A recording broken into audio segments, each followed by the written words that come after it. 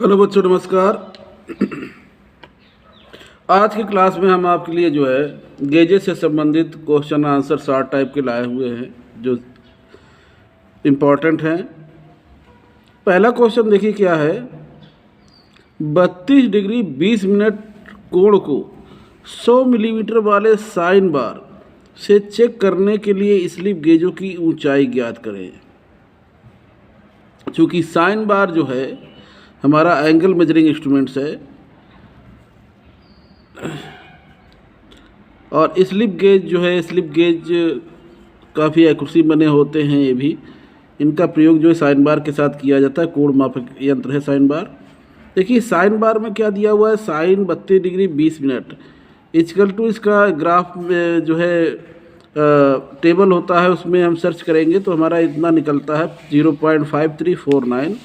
और इसका जो कर्ण दिया है वो 100 मिलीमीटर का दिया हुआ है। तो चूँकि स्लिप गेजों की ऊंचाई निकालने के लिए हम क्या करेंगे, 0.5349 मल्टीप्लाई 100, ये कर्ण को 100 मल्टीप्लाई करेंगे तो हमारा 53.49 मिलीमीटर आएगा स्लिप गेजों की ऊंचाई। तो ये इसमें स्लिप गेजों की ऊंचाई पूछ रहा है, तो ये हमारा आंसर होगा इसका। अगला है गेज ब्लॉकों के दो मुख्य प्रयोग बताइए। गेज ब्लॉक जो होते हैं उनके दो मुख्य प्रयोग क्या हैं। पहला है प्रिसीजन इंस्ट्रूमेंट्स की परिशुद्धता चेक करना। प्रिसीजन इंस्ट्रूमेंट्स जो हैं, सूक्ष्म मापी उपकरण जो हैं, उनकी परिशुद्धता को चेक कर किया जाता है, चेक करना। दूसरा है किसी कोण के लिए निश्चित ऊंचाई तक डायमेंशनों को सेट करने के लिए साइन बार के साथ इसका प्रयोग करते हैं। और इसका साइन बार के साथ जो है परपेंडिकुलर यानी ऊंचाई में उठाने के लिए जो है किसका प्रयोग किया जाता है, गेज ब्लॉक का प्रयोग किया जाता है। वही दिया हुआ किसी कोण के लिए निश्चित ऊंचाई तक डायमेंशनों को सेट करने के लिए साइन बार के साथ प्रयोग कर सकते हैं। प्रिसीजन इंस्ट्रूमेंट्स की परिशुद्धता को चेक कर सकते हैं। अगला है टेम्पलेट प्रयोग करने के दो उद्देश्य बताइए। टेम्पलेट क्या होता है कि किसी भी जब जाप को बनाते हैं उसका एक रूप होता है जो चादर पे बनाए जाते हैं, सीट पर। पहला है इसके दो मुख्य उद्देश्य क्या, समरूप कंपोनेंट्स की मार्किंग के लिए, मतलब समान रूप के कंपोनेंट्स की मार्किंग के लिए होता है। दूसरा है उत्पादित कंपोनेंट्स के आकार चेक करने के लिए। तो ये दो मुख्य उद्देश्य हैं इसके। अगला है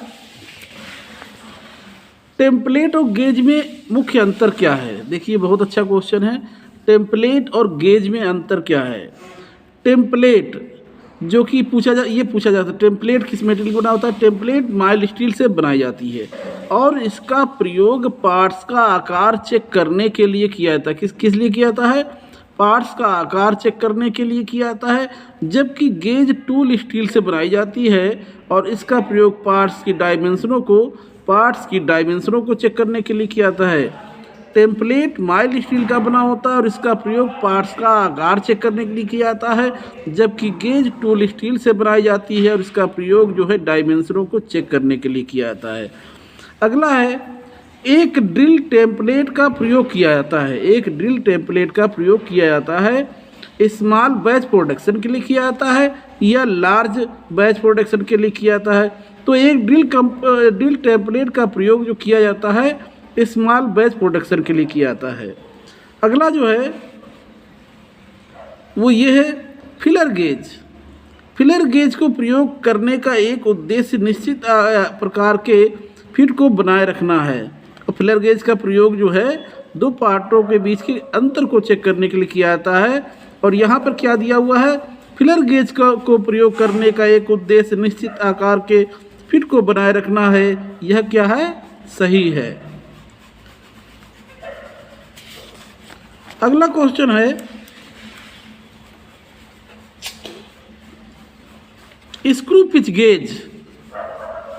स्क्रू पिच गेज के दो मुख्य प्रयोग बताइए। पहला क्या है, थ्रेड की पिच को चेक करना। पिच क्या होता है, दो दांतों के बीच की दूरी यानी दो थ्रेडों के बीच की दूरी जो पिच कहलाएगी। स्क्रू पिच गेज के मुख्य प्रयोग क्या है, थ्रेड की पिच को चेक करना। दूसरा क्या है, थ्रेड की प्रोफाइल यानी आकृति को चेक करना। पहला थ्रेड की पिच को चेक करना, दूसरा थ्रेड की प्रोफाइल यानी आकृति को चेक करना। अगला क्वेश्चन है प्लग गेज। प्लग गेज की नो गो साइड की तुलना में गो साइड होती है बड़ी या छोटी, तो बड़ी होती है या लंबी होती है, ये कह सकते हैं बड़ी होती है या लंबी होती है। प्लग गेज की नो गो साइड की तुलना में गो जो साइड होती है वो लंबी होती है। अगला दिया है गोल गेज का प्रयोग किसी फिनिश किए हुए बोर के व्यास को चेक करने के लिए किया जाता है, ये क्या है, सही है। गोल गेज का प्रयोग किसी फिनिश किए हुए बोर का व्यास जो है चेक करने के लिए किया जाता है।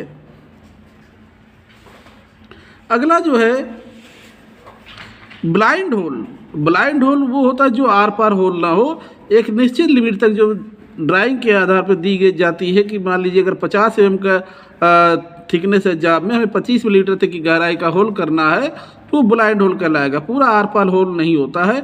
ब्लाइंड होल की डायमेंशनों को चेक करने के लिए लिमिट गेज एक लॉन्जिट्यूडिनल ग्रूव होना चाहिए। क्यों होना चाहिए, जिससे हवा होल से आसानी से बाहर निकल जाए। ब्लाइंड होल की डायमेंशनों को चेक करने के लिए एक लिमिट गेज पर एक लॉन्जिट्यूडिनल ग्रूव होना चाहिए, क्योंकि जिससे हवा होल से आसानी से बाहर निकल जाए। अगला जो है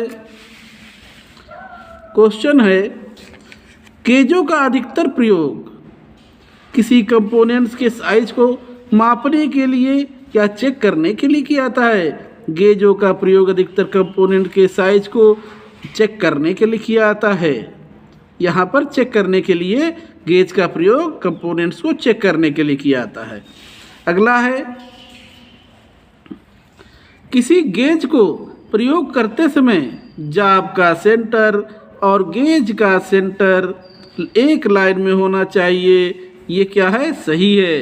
किसी गेज का प्रयोग करते समय जाब का सेंटर और गेज का सेंटर एक लाइन में होना चाहिए, ये सही है। अगला है किसी कंपोनेंट पर गेज का प्रयोग करने से पहले कौन सी सावधानी अपनानी चाहिए, कौन सी सावधानी अपनानी चाहिए, तो दिया हुआ सुनिश्चित कर लें कि कंपोनेंट अच्छी तरह से फिनिश, साफ और बर वगैरह जो है से मुक्त हो, यानी साफ सुथरा हो। किसी कंपोनेंट पर जब गेज का प्रयोग करते हैं तो ये सुनिश्चित कर ले कि हमारा जो कंपोनेंट है वो अच्छी तरीके से साफ है, फिनिश है, या बर वगैरह जो है उस पर लगे हुए ना हो। अगला है 22 गेज की सीट की अपेक्षा 32 गेज की सीट पतली होती है, ये सही है। 22 गेज की सीट की अपेक्षा 32 गेज की जो सीट होती है वो पतली होती है। अगला तो बच्चों आज के लिए बस इतना ही। अगले क्लास में हम आपको जो है गेजेस से संबंधित कुछ अन्य जानकारी देंगे। सो थैंक यू, नमस्कार।